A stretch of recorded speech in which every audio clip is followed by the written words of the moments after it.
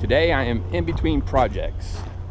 I have been for the past 2 or 3 weeks now digging a French drain with my tractor backhoe, which is turning out to be a little bit of a pain because the backhoe is really only good for digging in a line, not coming in at an angle.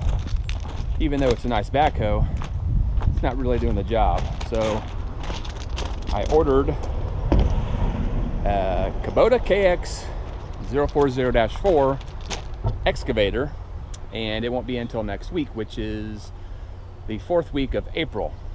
And since I've halted that project so far, I'm waiting till that comes in so that I can finish another about 150-175 feet of French drain and water line across the front of my house. So today what I'm going to be doing is working on these IBC totes and cages, getting them ready to store firewood. And I'm going to combine this video with the previous video that I shot that you guys haven't seen any of my videos here for the past 3 weeks because I've been so busy. I have been shooting videos, it's just I haven't had time to edit them because I'm getting a little caught up on one video where I was chasing a hydraulic leak on my Kubota L4060, and I'm using Final Cut Pro on my MacBook, and I'm trying to use multicam, which is a feature of the Final Cut Pro that allows you to combine all the videos together and sync them. It's just a little bit more technical than I would like it to be. So I'm kind of hung up on that video, still trying to get that to work. I've got a plan on what to do with it over this weekend since it's going to be raining and I'm going to be stuck inside. But today I'm going to be, like I said, working on the IBC cages, and this will probably be a video where it's sped up because it's all pretty boring. But what I'm going to do is I'm going to measure the width, height, and length of the IBC cage, and that will give me the approximate cubic feet that an IBC cage with neatly stacked 16-inch wood will store. And then to get it up to a face cord or a rick, I'm going to cut the top of these IBC totes off to the appropriate height. So the width, the length by the height of the IBC cage will give me an exact amount of a face cord or a rick. That way I know each one of them will be a specific amount. And then once I get all of the totes out of the cages, I'm going to start marking the totes with a chalk line, and then using my circular saw to cut the lids off, and then that way I'll have a lid for each cage. To start prepping these to cut, I'm going to take the top bars off, and once I get the top bars off, I'll pull the bladders, and then I'll decide how I want to cut them. I'm probably going to make the opening a little bit bigger than I used to because I have more now, and I don't have to worry about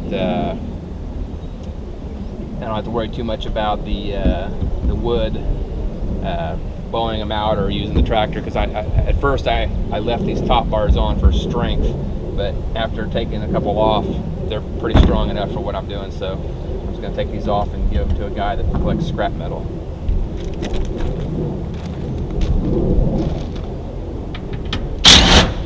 It's a T40 bit, Torx, in case anybody's wondering.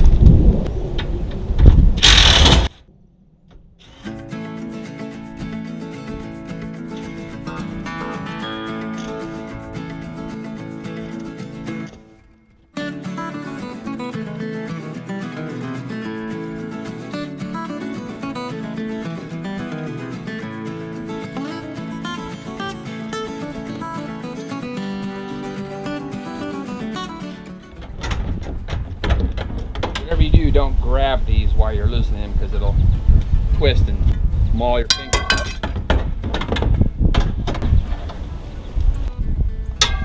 Doesn't feel too good.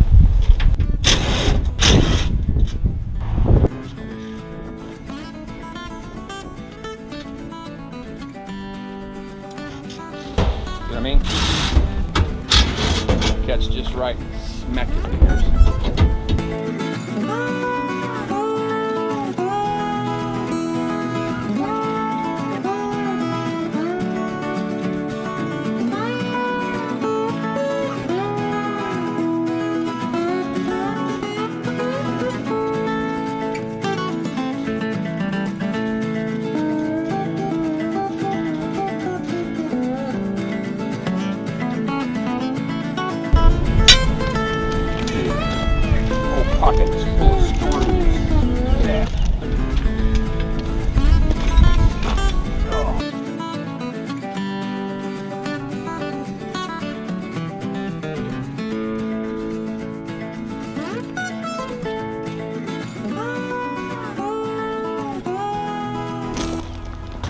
try to get all the IBC cages at the exact same size. I don't want to get the smaller ones and the bigger ones. I think these are the 255 gallon, 275 gallon, I can't remember. But basically they're all the exact same size. I want to be able to have consistent IBC cages. But this one is 45 inches wide. The depth is 38 inches. So I'm going to put that in my phone. So 38 by 45, just to confirm. Measure twice. Cut once. 45, 38. So when I go to calculate it, because I suck at math, I'm going to put it into an online calculator, and it's going to tell me exactly how tall to cut the lid off, so that when I attach them with these big 1/2 inch zip ties and have the opening cut open, I'll know exactly how much to cut off.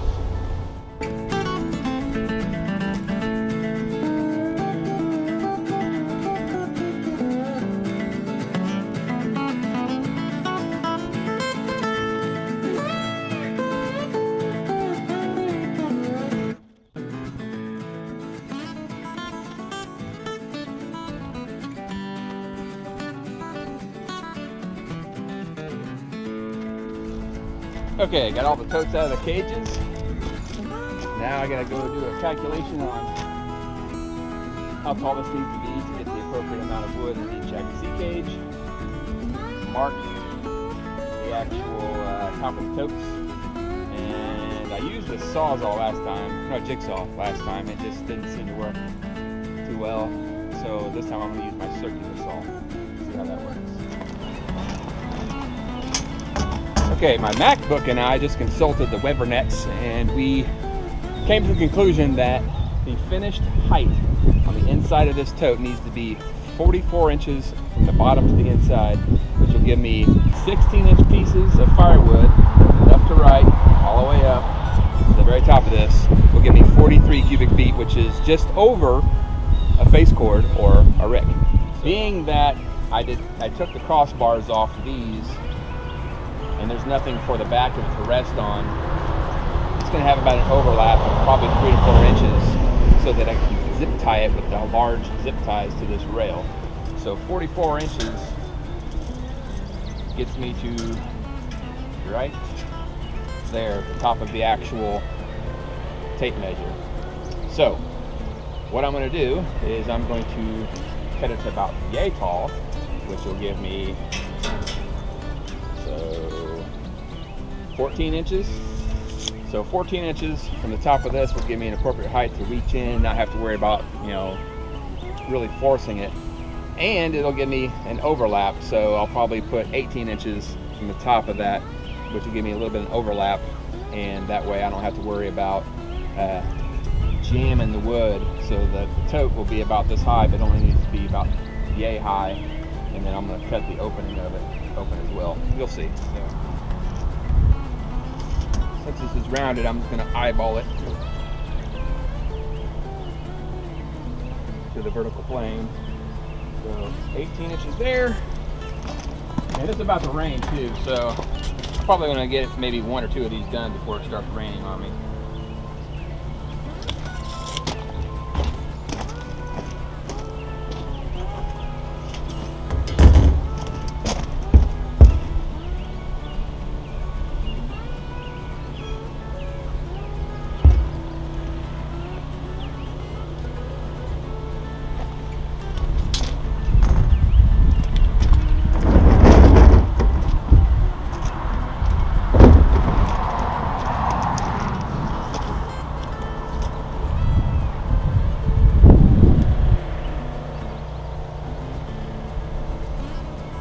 One problem that I find that I have a lot, I come from a background of machinist. I took 4 years of machine trades, vocational school and high school. Got to be a pretty good machinist, working on a G-code and conversational. After the Navy, I got a job at a machine shop in Indianapolis, working on a Virtual BM20 conversational CNC mill. And while that was running, I after I programmed the prototype job, because it was a prototype. We used it for prototyping. We didn't use it for production. Anyway, while I was working on the programming, I was concentrating on the programming, and then while that was doing its run, I would do production stuff on a regular Bridgeport or one-offs. So I got to be a good machinist and did that for about, I would say, 2 years before I got a job working at the post office, which, by the way, is the worst job I ever had in my life. Primarily because it was in the hood, and postal workers were getting robbed constantly. Management didn't care. Inner city Indianapolis. Anyway, moral of this story is that one of my flaws, I guess you could say, is I try to make everything exact. Sometimes you just gotta learn to let go. So right now I find myself trying to make this exact. I mean, down to exact. Like I feel bad if it's over 1/16 of an inch, plus or minus. So another problem I had with this is running my sling business, where webbing has to be cut to a specific length in order to make a product. And the problem with that is when you're prototyping a product,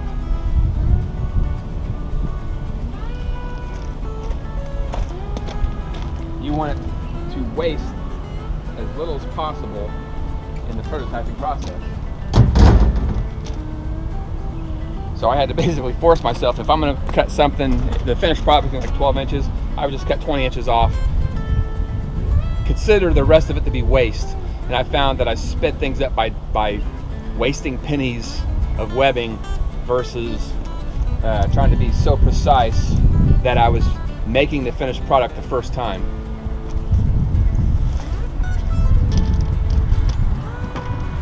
Boring story, but it translates into everything. Especially when I cut firewood, I want to make it exactly 16 inches. I don't want to rip off the customer.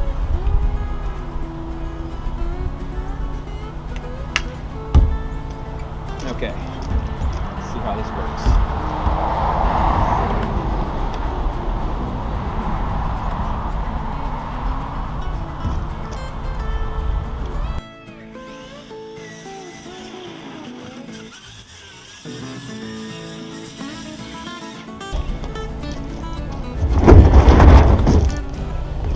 So far so good, but it's going to probably be a little bit of pain when I get to the end.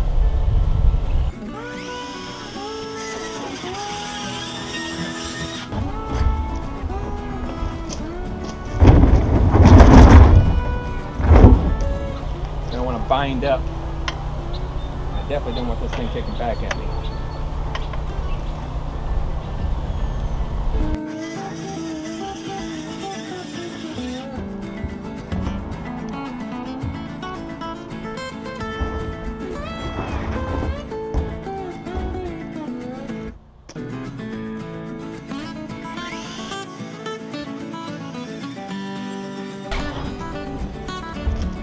That is much quicker than using the Sawzall and a jigsaw. Much more better. So now I have to figure out where I'm going to put the zip ties so that it doesn't move back and forth, so that it doesn't fall too deep. So what I did last time with the first set of IBC cages that I got is I only cut these two center portions out, which makes it nice to keep the wood in, but I have so many now I don't have to worry about moving them as much. So I'm going to cut out this much. And what I've seen as a trend on YouTube is people either cut way too much or not enough. I was on the not enough side because I always knew that I could go back and cut them wider, which I can on the other ones when I download them into the firewood stand. So this one, this set of 24, I'm going to cut 4 verticals out up to the edge of the last vertical, and then zip tie it right here, and then cut an opening in the tote lid so that it gives me more access. I could easily get in there the last time, but it's going to be way better with a larger opening. And where these totes were in the cage, it's got a nice little line that tells me where the vertical was.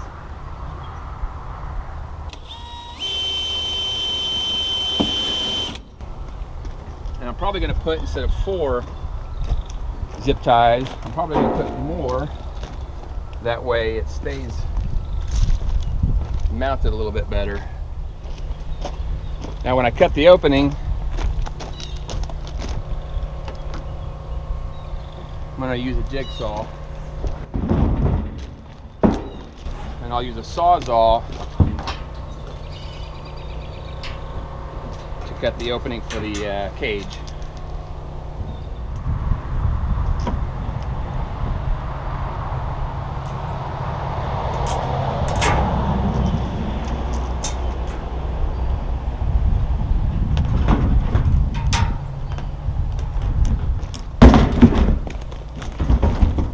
There we go. Pull these tight.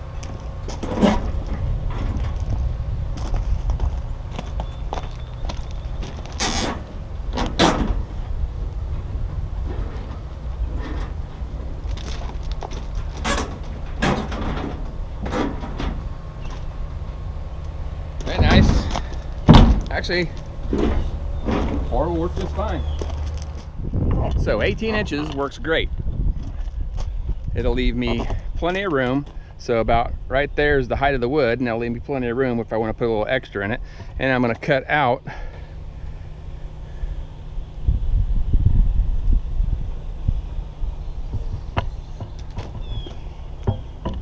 like so.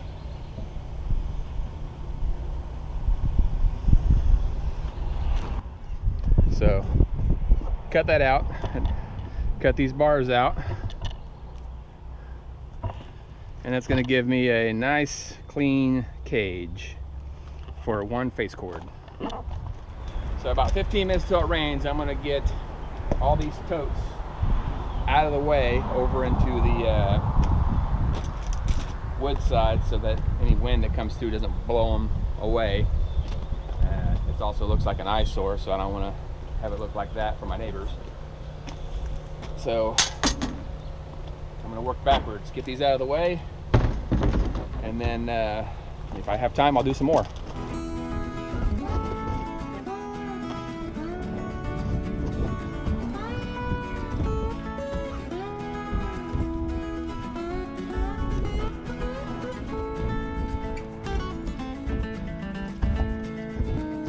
What I'm going to do with the bottoms is probably going to keep about half of them, the nicer ones, and cut them about 6 inches just from the bottom, hook straps to them, and then that way I can just slide them under the Easton made to catch the scrap. And then I'll probably have one group of the other half about this tall with the ability to go under the front of the conveyor, because I'm going to put a chain and paddle instead of that stupid green belt, and then I'm going to fabricate some grizzly bars so that it dumps into these, but that's later on down the road. So I'm just going to leave these out in the open, make sure that I open the valve so that they don't collect a bunch of water. These GoPro Hero 4s I've had for about 10 years. I got them when I was riding off-road out west on the backcountry discovery routes on my adventure bikes and my side-by-side. So I've only obviously recently found use for them, so they've been sitting for about 5 years unused. And the problem I have with them is that, number one, they cut automatically everything into little 15-minute clips, which is a pain in the ass to edit. And on top of that, I only get about 42 minutes on it before it goes dead. So I am looking into getting some different cameras. I've got a really nice Canon R8. However, I don't want that out in the weather. So I'm thinking about getting a couple of the DJI. I was watching the video that Chris did on In the Woodyard, and he did a whole layout of all of his camera system, and being that he is a photographer, I would say he's in the know and probably someone you should listen to. So he recommended the DJI, I think it was, so I'm going to probably get a couple of those and use these GoPros as backups, or disposable cameras, like on something that, you know, on the front of a bucket, or on the front of the excavator bucket, or on the wood splitter, so if it gets crunched, it's not too devastating.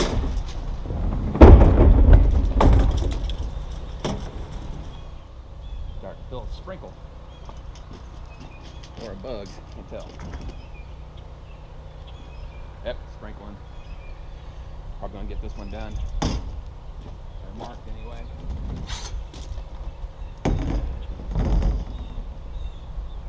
And like I said, this video is gonna be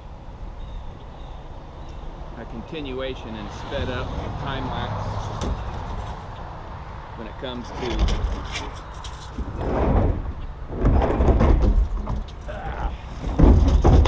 what you actually see, or if I have any information to put across, then I'll slow it down, but mostly it's going to be time lapse just to show the process of doing this.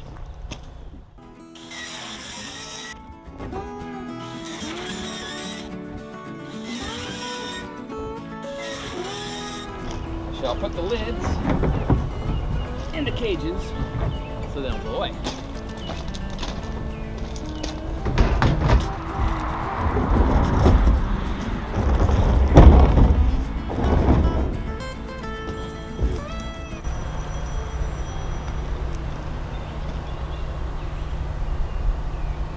This is Matt. May I help you? I'm good. How are you?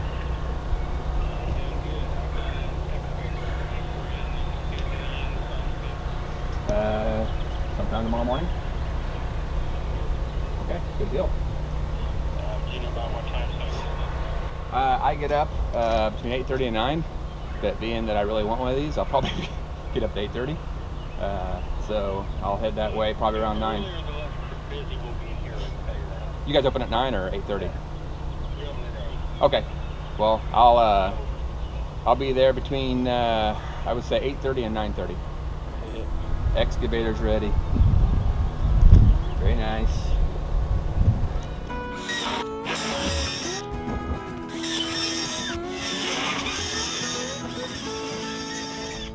Tell you what, this is way better than the plasticized soybean oil coats that I got last time.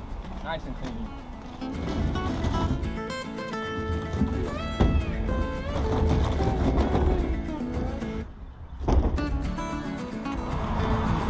Like the rain might miss me. So far it's just been a few sprinkles.